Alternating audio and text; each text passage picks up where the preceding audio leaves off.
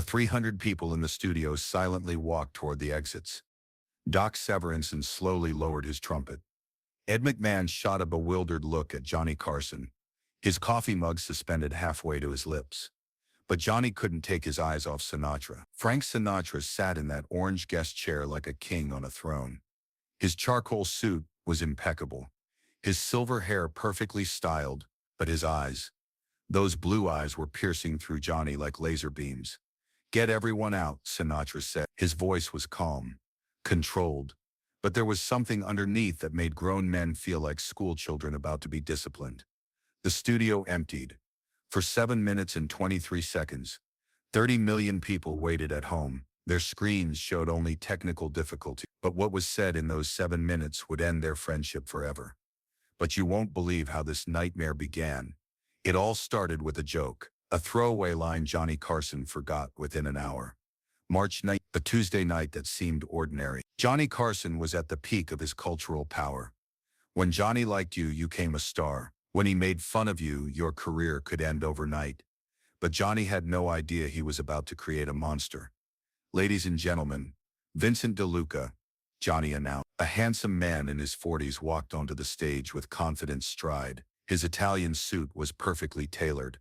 His smile was brilliant white. Vincent DeLuca looked like success in a $5,000 suit.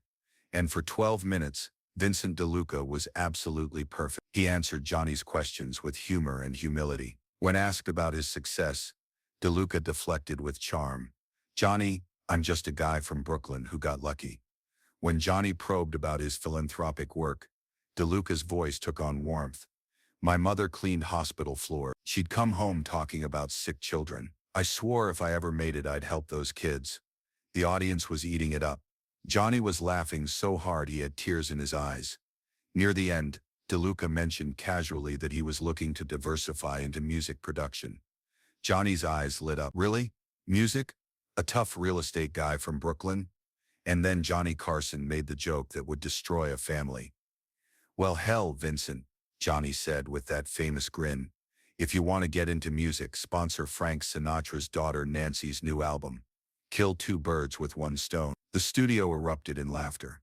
DeLuca's face lit up with apparent delight. "You know what, Johnny? That's not a bad idea. Maybe I'll give it a shot. It was just a joke." Within an hour, Johnny had forgotten he'd said it. But Vincent DeLuca hadn't forgotten. Vincent DeLuca was taking notes. 7 days later, Vincent DeLuca's secretary made a phone call that would change everything. Mr. DeLuca would like to meet Miss Sinatra regarding a potential investment. Mr. DeLuca was featured on The Tonight Show, and Mr. Carson suggested he might be interested in music production. Mike Torino, Nancy's manager, paused. If Johnny Carson mentioned this guy, he must be legitimate. He had no idea he was opening the door to hell. 3 days later, Nancy sat in DeLuca's Manhattan headquarters. The office occupied an entire floor with breathtaking Central Park view. DeLuca was even more handsome than on television. "I want to be up front," DeLuca said. "I'm new to music. That's why I need someone with real talent." But what came next shocked Nancy completely. "I'll invest $200,000 in your next album. Full creative control stays with you. I take 10%, you keep 90%. Nancy blinked. Nobody gave away 90% of anything. "Mr. DeLuca, that's very generous." "Why?" DeLuca leaned back, becoming vulnerable. "I grew up poor in Brooklyn. I watched my parents struggle, never getting fair deals. Success without meaning is expensive emptiness. I want to help talented people get recognition they deserve." Nancy was genuinely moved. She had no idea she was being played. "But there's something else," DeLuca continued conspiratorially. "You've been in your father's shadow your whole career. You're Sinatra's daughter before you're Nancy Sinatra. I want to help you step out of that shadow." The contract was signed that afternoon. $200,000 transferred within 48 hours. For 3 months everything seemed perfect, but DeLuca was just getting started. But in the 4th month the mask began to slip. DeLuca started suggesting dinner meetings. "Nancy, I feel like we're not connecting in that stuffy conference room." The first dinner was charming, but by the second, DeLuca's questions became personal.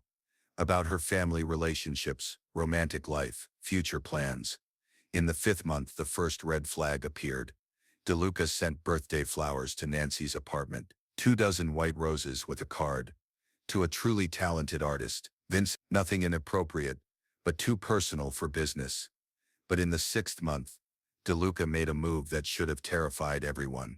He called Mike Torino directly. Mike, I need Nancy's weekly schedule. As her primary investor, I need to track the project's progress. Mike agreed immediately. The money was too good.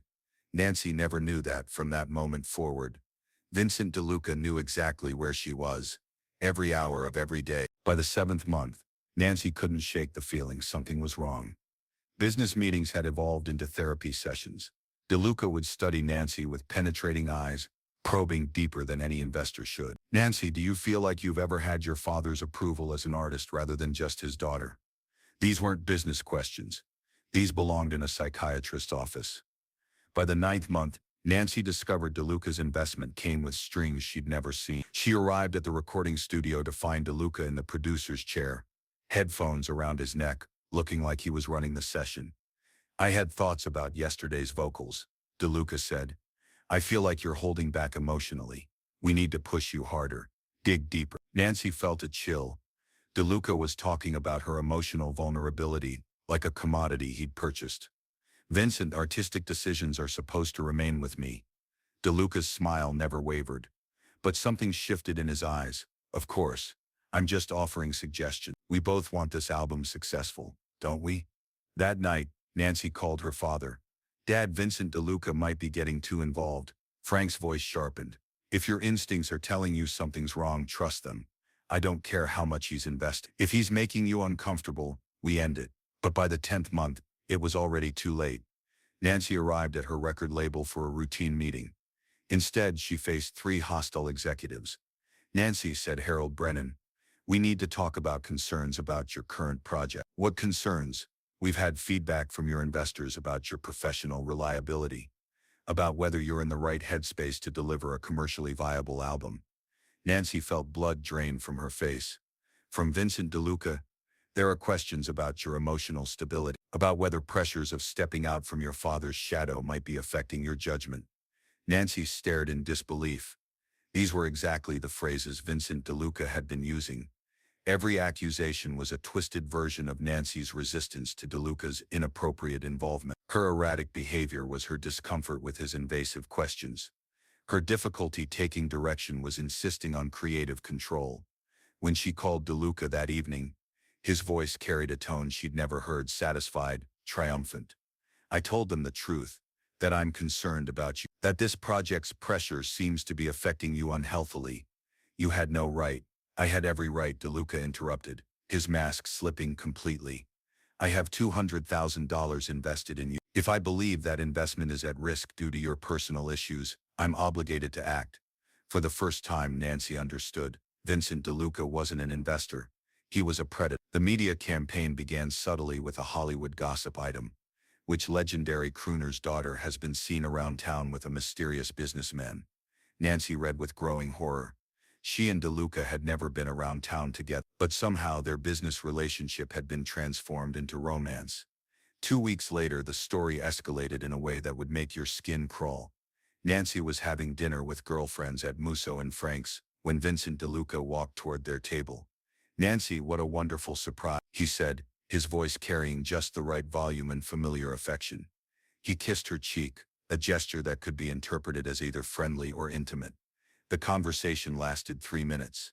But it was perfectly orchestrated. Anyone overhearing would interpret it as easy familiarity between people who knew each other very well. 3 days later, Nancy's nightmare became public.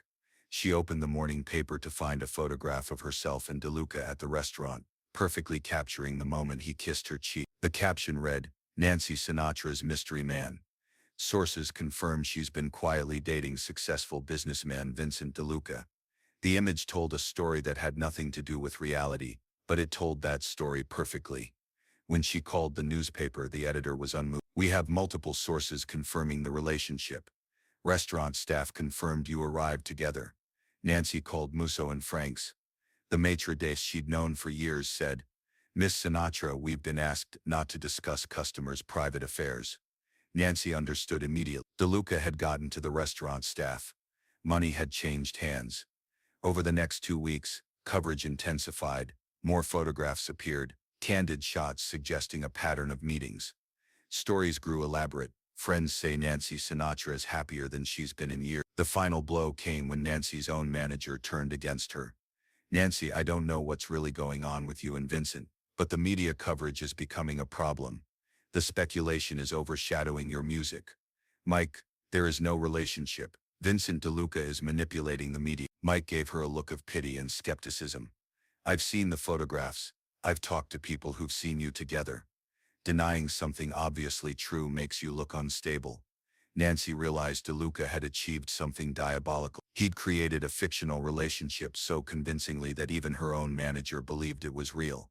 Nancy made the decision to end her relationship with Vincent DeLuca on a rainy Thursday morning in November. Her lawyer drafted a diplomatic letter acknowledging DeLuca's contributions, expressing regret that their creative visions had proven incompatible, and offering generous financial settlement. By Monday morning, she learned Vincent DeLuca was far from finished. DeLuca's response came from a crisis management PR firm. The letter was devastating.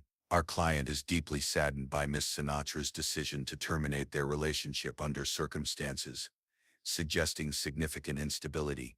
DeLuca has maintained detailed documentation of his interactions with Miss Sinatra, including recordings of business meetings and third-party observations of her increasingly erratic behavior. The reference to recordings was particularly chilling. Should Sinatra persist in making false statements, Mr. DeLuca reserves the right to make this documentation public to protect his reputation. Nancy realized DeLuca had been documenting their conversations from the beginning, editing them to create evidence of the erratic behavior he was now threatening to reveal. Nancy understood she had two choices: submit to DeLuca's demands, or watch him systematically destroy everything she'd worked for. She made the decision that would haunt her forever. Tell him I'm withdrawing from music for personal reasons. Tell him I'm moving to London to study art. Make it sound like I'm having a breakdown. Give him exactly what he wants. 2 weeks later, Nancy Sinatra quietly left Los Angeles for London. To the outside world, it looked like a creative crisis. Vincent DeLuca began giving interviews about his disappointing experience investing in music. He spoke sadly about Nancy's personal struggles and came across as a concerned friend who'd tried to support a troubled young woman. Frank Sinatra felt completely powerless. His daughter was in exile, her career destroyed, and the man responsible was being praised as a misunderstood philanthropist. And it had all started with Johnny Carson's throwaway joke. The call came to The Tonight Show's producer in March 1978. Mr. Sinatra would like to appear on the show. He has one condition. If he says he's not feeling well, you need to immediately cut cameras and clear the studio. No questions asked. The night of taping, Frank Sinatra arrived looking every inch the legend, but those who knew him could see the tension in his shoulders. Frank Sinatra was a man on a mission. For the first 5 minutes, everything proceeded normally. Johnny asked about Caesar's Palace. Sinatra talked about returning to live performance. They discussed mutual friends, shared gentle jokes, reminisced about early Vegas days. But anyone who knew Frank Sinatra could see that beneath the charm, he was coiled like a spring. 6 minutes in, Sinatra found his opening. Johnny had just finished a Dean Martin story. The audience was laughing, the conversation flowing naturally. Johnny relaxed and enjoying himself. That's when Sinatra delivered the words that changed everything. Johnny, I'm not feeling well. Can we take a break? The words hit Johnny like a physical blow. Of course, Frank. The cameras went dark. Technical difficulty appeared on screens across America. The studio cleared. Soon, only 2 men remained. Johnny Carson behind his desk, and Frank Sinatra, no longer pretending to be anything other than a father seeking justice. The silence stretched for 30 seconds. Finally, Sinatra spoke. Johnny, 3 years ago, you had a man named Vincent DeLuca on this show. Do you remember? Johnny felt his stomach drop. Yes, Vincent DeLuca. He seemed like a good man. He wasn't a good man, Johnny. After your show, he entered my daughter's life, and he destroyed it. Johnny felt blood drain from his face. Frank, I don't understand. Listen to me, Sinatra said, standing and walking toward Johnny's desk. That man gained legitimacy on your show. He said Johnny Carson praised me on television. Everyone believed him because you gave him your seal of approval. For the next 4 minutes, Frank Sinatra told Johnny Carson everything. The gradual manipulation, the orchestrated media campaign, the legal threats, Nancy's exile to London, her destroyed career, her broken spirit. Nancy rejected his advances. Sinatra said, voice thick with emotion. So he punished her. He used media to create false stories. He told her record company she was psychologically unstable. He systematically destroyed every professional relationship she had. Johnny's hands were shaking. Frank, I had no idea. Of course you didn't, because you didn't check. You saw a charming man and put him on television. You gave him credibility, and that credibility became the weapon he used to destroy my daughter. Where is Nancy now? Johnny asked quietly. London, still in London. 3 years later, still in exile. She doesn't perform anymore. That joy she used to have about music, it's gone. Vincent DeLuca killed that part of her, Johnny. Johnny stood up, walked around to face Sinatra directly. Frank, how do I fix this? How do I make this right? Sinatra looked at him for a long moment. Johnny could see tears in those famous blue eyes. You can't, Sinatra said quietly. Frank Sinatra looked directly into Johnny Carson's eyes and spoke the words that would end their friendship forever. Don't ever ask me to come back here again, Johnny. Don't call me, don't send messages. Don't try to make this right, because you can't. This conversation ends here. You'll tell the audience that Frank Sinatra wasn't feeling well and had to leave. But the truth is, I will never set foot on this stage again, because this stage is the place where my daughter's future was sold. Johnny's face had gone pale. Frank, please, please what? Please forgive you.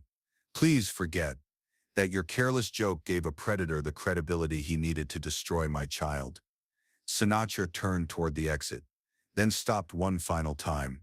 You know what the worst part is, Johnny? Vincent DeLuca is still out there, still using your name, still telling people about the night Johnny Carson endorsed him. Your joke didn't just destroy my daughter, it created a monster who's still destroying people. With that, Frank Sinatra walked off the Tonight Show stage for the last time. Johnny Carson stood alone under the bright lights for nearly a full minute. When the cameras came back on, he was composed enough to deliver Sinatra's explanation. But 30 million viewers could see that something fundamental had changed in Johnny Carson's fate. Ladies and gentlemen, Frank Sinatra isn't feeling well and has had to leave the show early. 7 minutes and 23 seconds had passed. It was enough time to destroy a friendship and change Johnny Carson forever. Frank Sinatra never returned to The Tonight Show. Johnny Carson was never the same. The next morning, Johnny began investigating Vincent DeLuca. What he discovered was even worse than Sinatra had told him. DeLuca was not the legitimate businessman he appeared to be. His background was largely fabricated. Most disturbing, Nancy Sinatra hadn't been his first victim. The investigators found evidence of at least 3 other young women who had been targeted by DeLuca in similar ways. Johnny wanted to expose everything, but NBC's lawyers stopped him. If you make these accusations publicly, DeLuca will sue you and win. You can't prove your endorsement caused his ability to harm these women. Johnny was trapped by the very system that had made him powerful. For 15 years, Johnny Carson carried the weight of what had happened. He began researching guests more carefully. He became hyper-aware of the power of casual endorsement. The spontaneous conversation that had been his trademark became more calculated, more constrained. David Letterman later said, something happened to Johnny around 9. He became more careful. It was like he'd learned that words could be weapons. In 1993, a former Tonight Show producer died. His daughter found a private archive, including a tape labeled March 15, 1978. Sinatra Carson off-air conversation. Harold Metcalf had recorded everything. NBC purchased the entire archive with the condition that the tape would never be released. When journalists tracked down Vincent DeLuca in 1993, he was 79, living in comfortable retirement. Johnny Carson gave me credibility I never could have achieved on my own. DeLuca said, when you appear on The Tonight Show and Johnny Carson endorses you, doors open that would otherwise remain closed forever. Vincent DeLuca died in 1999, taking his secrets with him. Johnny Carson died in his will. He left a sealed letter containing what his son called his father's deepest regret. Nancy Sinatra returned to the United States in 2001, but never returned to performing. Frank Sinatra died in 1998. The two men never spoke again. Some things can't be forgiven, Sinatra said. Some mistakes have consequences that last forever. The 7 minutes and 23 seconds that Frank Sinatra spent alone with Johnny Carson represented one of the most devastating confrontations in television history. Johnny Carson learned that night that power without responsibility is destruction, that casual words can become weapons, that the price of careless endorsement can be measured in destroyed lives. Frank Sinatra learned that even legends are powerless against certain kinds of evil. The joke that destroyed a friendship. The 7 minutes that ended everything. The price of words we can never take back. This story has ended, but the feeling it left behind may still linger. If you'd like to discover stories like this together, you can subscribe to the channel.